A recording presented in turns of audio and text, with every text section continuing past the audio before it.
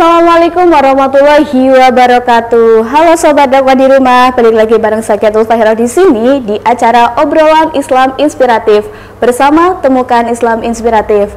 Buat sobat dakwah di rumah, jangan lupa saksikan konten-konten menarik dari Fakultas Dakwah di YouTube-nya Fakultas Dakwah, yaitu Fakultas Dakwah UIN Seizu. Pokoknya setiap jam 5 sore di edisi bulan Ramadan ini akan ada konten yang mengedukasi sobat dakwah di rumah nih.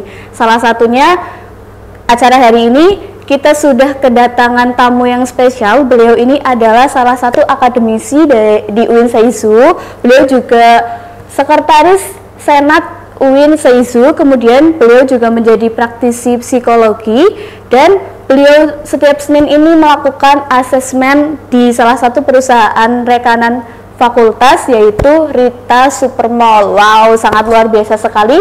Sudah hadir bersama kita pada hari ini ada Ibu Dr. Heni Kurniawati, MA. Gitu nih Ibu, betul? Betul. Mengenai obrolan kita hari ini ya Bu, mungkin Ibu kan tadi sudah disebutkan bahwa Ibu salah satu praktisi dari psikologi gitu ya Bu. Nah, buat acara hari ini mungkin bisa sharing-sharing mengenai tentang psikologi gitu, dari mulai apa ya, psikologi itu kan banyak macamnya ya Bu, mulai dari pikiran gitu, ataupun psikologinya itu sendiri kan pasti sobat dakwah di rumah juga ada yang belum tahu gitu Bu. Nah, mungkin bisa dijelaskan terlebih dahulu. Kemudian di edisi bulan Ramadan ini tentunya hal-hal yang mempengaruhi psikologi kita, salah satunya adalah menuju perubahan yang lebih baik untuk diri kita, seperti itu Ibu. Oke, terima kasih ya Mbak ya. Jadi memang berkaitan dengan bulan Ramadan ini, terutama dikaitkan dengan apa yang bisa saya sharingkan di sini tentang psikologi. Kayaknya tadi topik yang Mbak sebutkan terakhir menarik deh, tentang bagaimana berubah itu, apakah berubah itu mudah apa susah ya. Jadi bagaimana sih kita merubah diri kita, bagaimana kita men-setting diri kita di bulan Ramadan ini, apakah mudah dan apakah susah gitu. Jadi kayaknya bisa kita diskusikan ya Mbak ya. Siap Ibu, kita diskusi. Sobat dakwah. Biar sobat dakwah di rumah juga tahu gitu ya Bu. Betul. Iya. Jadi untuk berubah itu sendiri ya Bu, kalau menurut dan sepengetahuan saya, berubah itu kan yang pertama itu dari diri sendiri dulu ya Bu. Betul. Dan ada beberapa hal yang mempengaruhi perubahan, salah satunya dengan pikiran. Nah, pikiran sendiri itu apa sih Bu?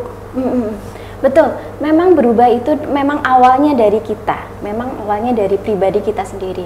Sementara memang didasari oleh yang namanya pikiran.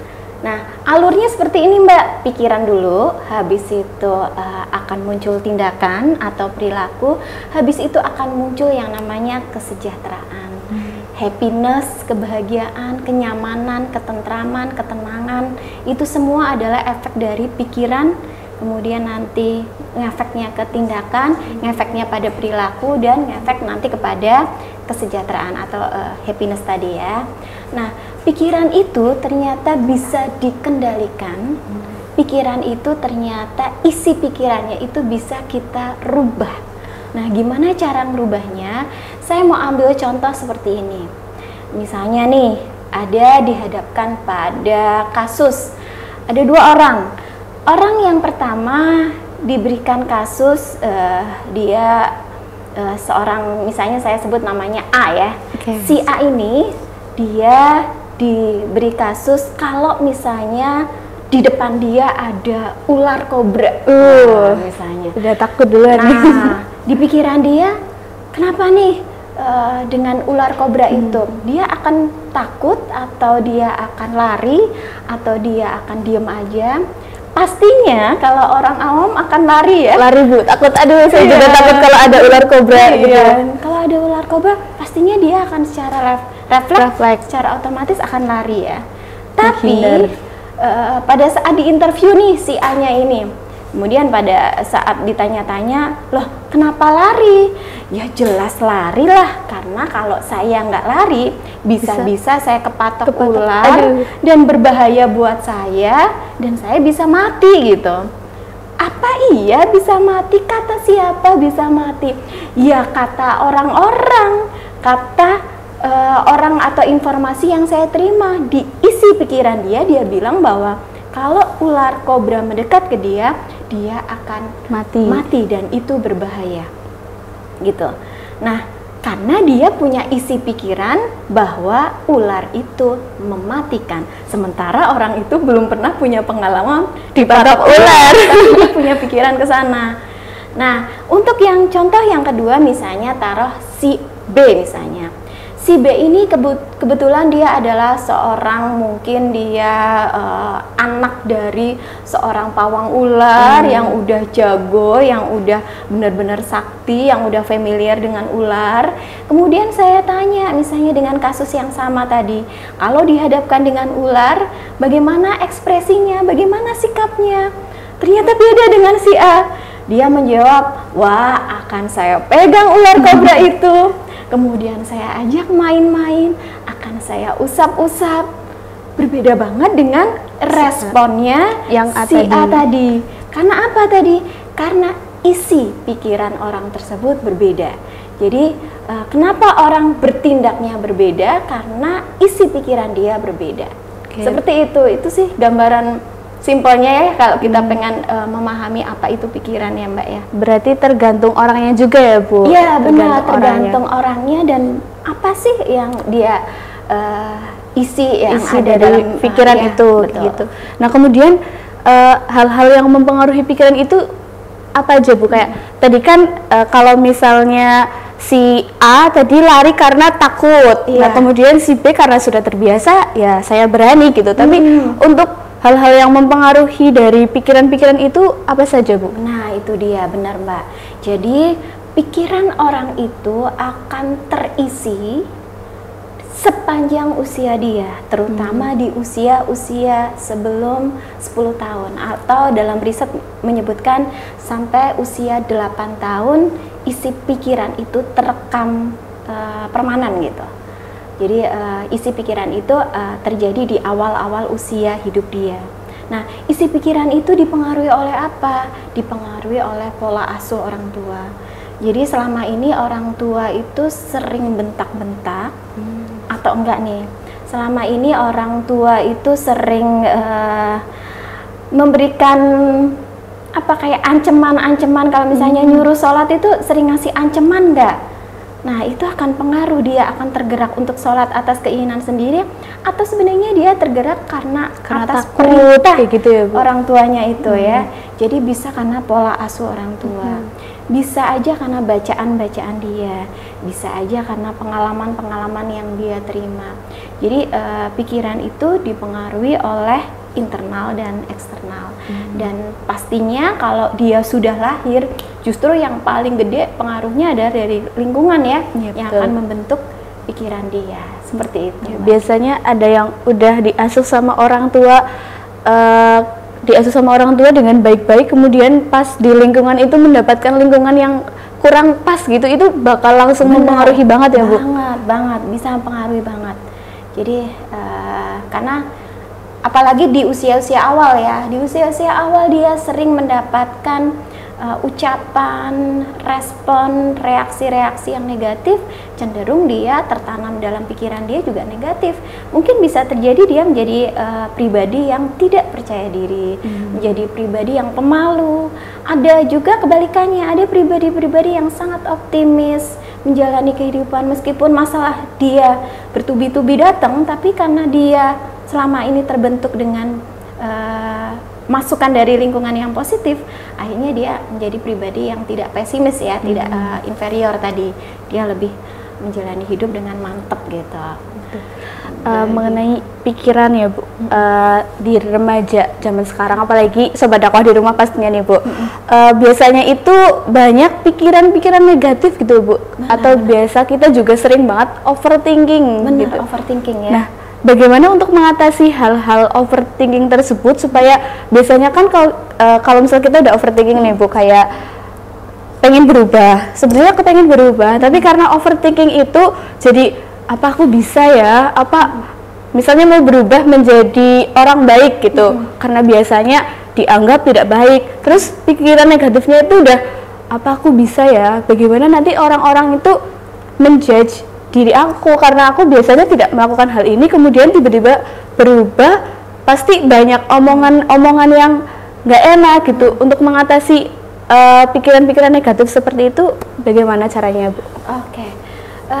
Yang jelas kalau orang overthinking, kemudian orang yang selalu merasa memikirkan hal negatif tentang diri dia, ini karena mungkin dalam kebiasaan dia sering diulang-ulang hal-hal yang negatif itu.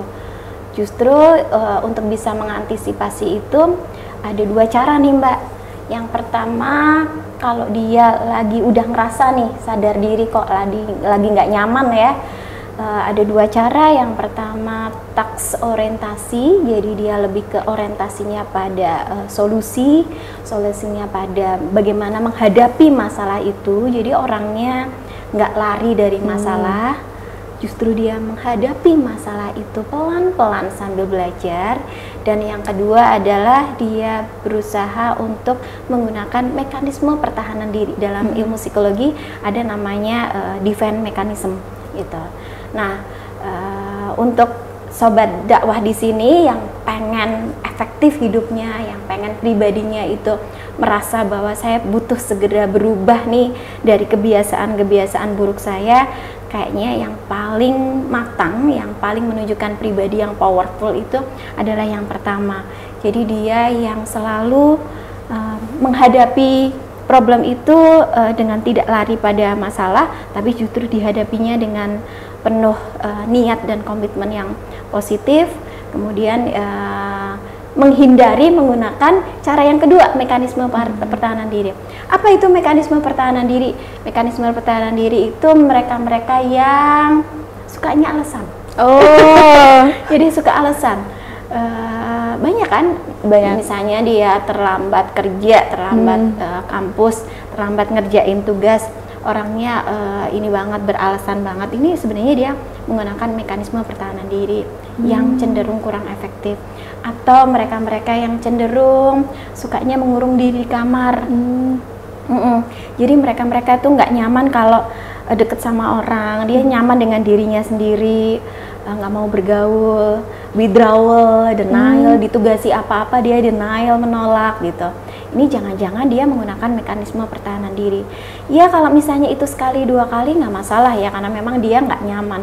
Tapi kalau itu jadi habit atau jadi kebiasaan, itu yang menjadikan dia pribadinya kelihatan banget nggak matang gitu. Oke.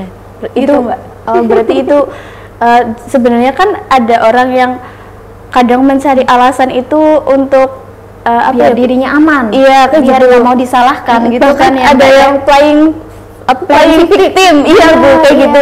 Nah berarti itu nggak baik banget ya Bu kalau misalnya kita melakukan hal itu, untuk segera disadari untuk pelan-pelan berubah.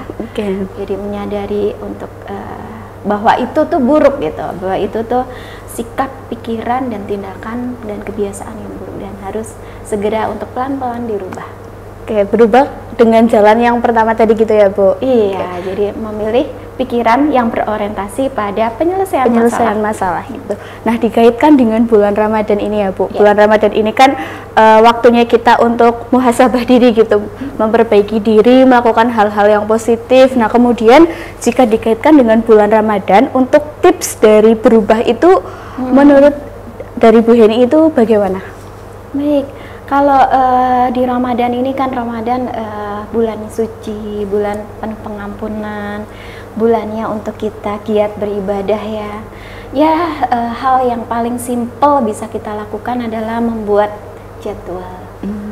Saya baca Qur'annya mau target berapa lama nih, berapa juz tiap harinya nih, di waktu kapan nih, habis maghrib kah, habis isya kah, habis subuh kah, atau di sela-sela duhur kah, antara dia tidur siang sama sholat duhur. Kalau misalnya dia nggak tidur siang misalnya, ya dia gunakan aktivitas-aktivitas yang tidak dengan membaca Al-Quran, misalnya ibadah-ibadah yang lain ya, bisa itu berkegiatan tentang bertema-tema Ramadan dengan komunitasnya.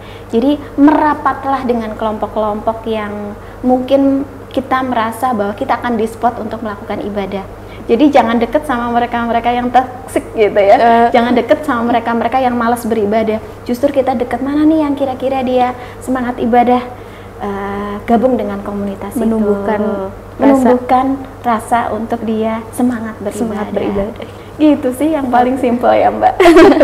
Tapi nih Bu, kadang kita udah, terutama remaja, apalagi sobat dakwah di rumah gitu, pastikan kalau lagi puasa itu kan lemes ya Bu, lemes, kemudian kayak agak semangat, males, ya. mager banget di rumah tuh kayak ya ampun mau berdiri aja dari rebahan itu kayak ya Allah susah banget kadang kayak gitu karena udah lemes banget. Nah tadi walaupun kita udah kepengen banget untuk berubah menjadi yang lebih baik, tapi dengan rasa malas itu kadang menghalangi gitu ya Bu. Nah mungkin ada cara-cara agar ibadah kita itu selain tadi membuat jadwal dengan terus bergabung dengan komunitas juga, kemudian bagaimana agar ibadah kita itu tetap rajin atau tetap semangat di tengah-tengah kemageran itu gitu Bu. Iya, ini kalau memang godaannya tuh nafsunya gede gitu ya, nafsunya gede untuk dia leha-leha, senang-senang scroll TikTok. Iya, termasuk tadi ya. Jadi selain membuat jadwal harian kita beribadah, juga kita harus mengurangi untuk tidak terdistrak dengan namanya gadget ya. Jadi waktunya nggak dipakai untuk kesana. Yang paling aman sih kalau mau biar nggak mager itu ya kita harus ini ya, kayak ada diingat-ingat figur otoritas kita tuh siapa. Figur otoritas kita ya ingatnya sama Sang Kuasa, sama Allah Allah. Jadi apa nih, Allah tuh akan melihat dimanapun kita berada. Atau figur otoritas yang lain, misalnya kita memang perlu dengar nasihat-nasihat dari orang-orang orang tua mungkin yang tinggal di pondok, Pak Kiai, Bu Nyai gitu ya. Jadi figur otoritas itu ternyata bisa merubah dia dengan gercep gitu. Kemudian sering ikut kajian-kajian, intensitas berulang-ulang, cari informasi yang terus diulang-ulang gitu. Kemudian lagi terus dengan dia melakukan kayak semacam penemuan bermakna dengan aktivitas dia. Jadi dia menemukan itu nggak terpaksa gitu. Dia menemukan rasa bahagia pada saat menjalankan aktivitas yang enjoy tadi gitu ya Bu. Nggak, dia awalnya nggak semangat jadi semangat. Itu intensitas emosi apa yang dia peroleh gitu. Oh kok saya jadi tenang ya setelah baca Al-Quran, kok saya jadi adem ya. Oh nah itu ditemukan biar itu jadi semacam kayak habit yang terus diulang-ulang sama dia. Nah ini memang harus sering latihan ya Mbak ya, harus benar diingetin oleh orang-orang di sekitar. Harus sering itu. Iya. Berarti itu tadi ya Sobat Dakwah mengenai berubah gitu.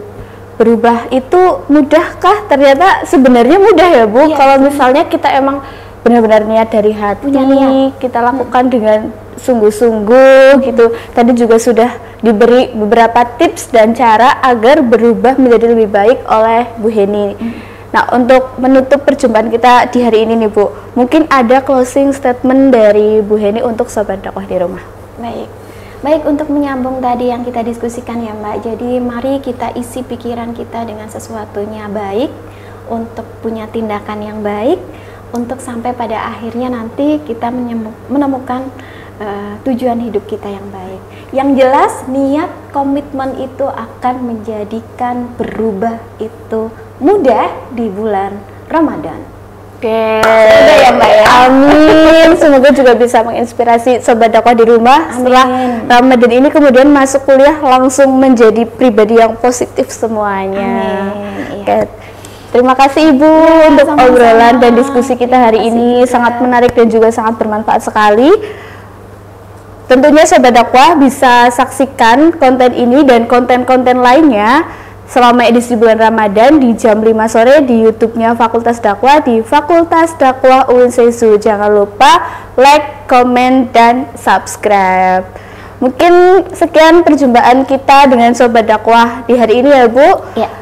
Saya Sakiatul Fahiroh pamit undur diri, dan juga dengan Ibu Dr. Heni Kurniawati MA pamit undur diri. Juga. Sekian dari kami, kurang lebihnya mohon maaf. Wassalamualaikum warahmatullahi wabarakatuh.